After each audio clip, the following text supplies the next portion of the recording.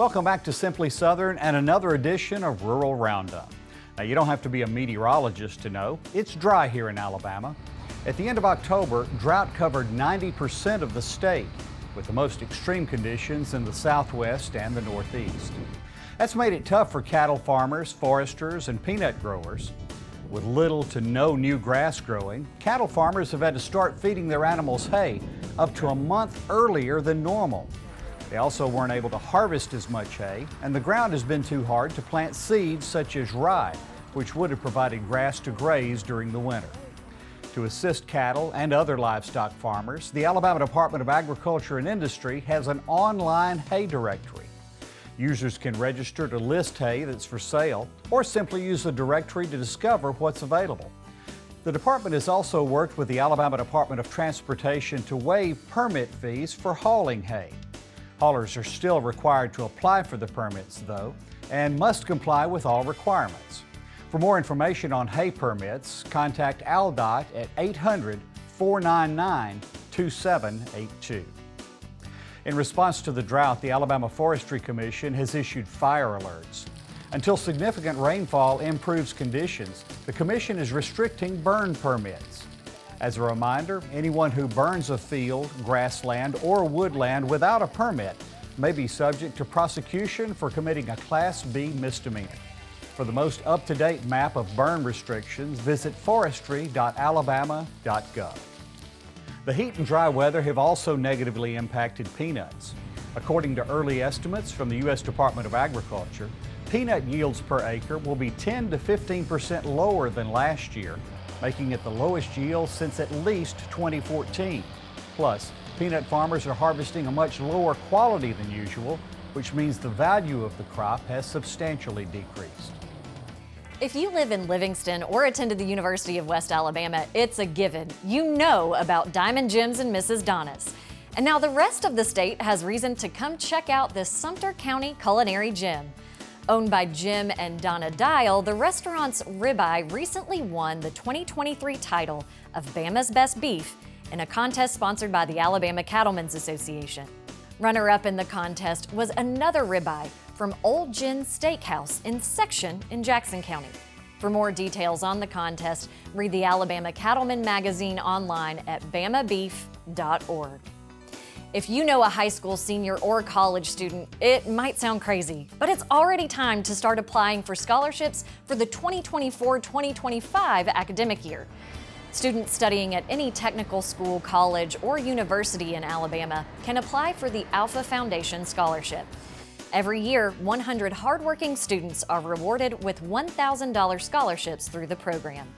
Applicants must be members of the Alabama Farmers Federation. Students who plan to major in agriculture or forestry at Auburn, Tuskegee, or Alabama A&M universities can apply for scholarships worth $1,750 through the Alabama Farmers Agriculture Foundation. This program is available to Alabama Farmers Federation members and their children. Both scholarship programs accept applications from November 1st through February 1st. For all the details and application links, visit alfafarmers.org/scholarships.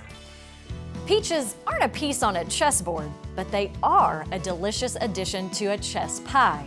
When we come back, Stacy Little shows you how to add this sweet southern fruit to a classic dessert.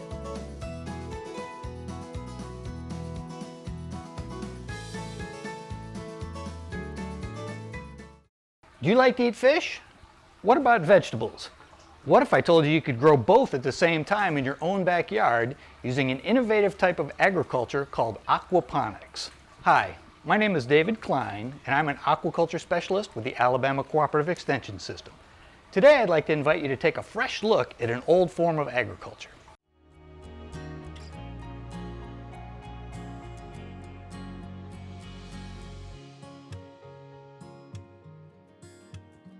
While aquaponics has been around for more than 1,000 years, there's been a renewed interest in using this technique for home food production. Aquaponics is the combination of aquaculture, or the farming of aquatic plants and animals, and hydroponics, the practice of growing plants without soil. It's a three-part system that includes fish, bacteria, and plants. It starts with feeding the fish. Some nutrients in the food help the fish to grow. Other nutrients pass through the fish's waste and could become toxic.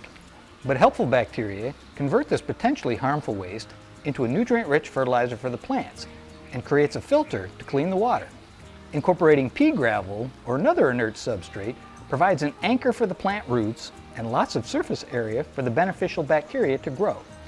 This can improve your chances of success. Aquaponics is an organic process that saves water and increases production. In fact, you can grow up to 10 times the amount of vegetables in the same space using just 10% of the water compared to traditional agriculture. This small system, with a footprint about the size of your kitchen table, produced more than 160 pounds of food in just 1 year, including more than 5,000 cherry tomatoes. Other crops you might grow are leafy greens like lettuce and basil, or even peppers and cucumbers. Setting up a small system is easy using items from your local hardware store, and it makes a great hobby.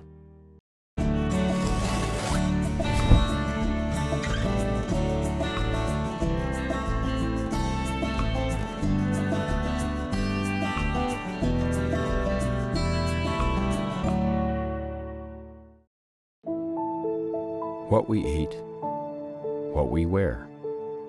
It all starts somewhere. And if it's good, it usually starts with a farmer. And that somewhere is right here in Alabama. In a field, in a barn, on a tractor. Right now, there's a farmer starting something good for all of us. And it all starts right here in Alabama.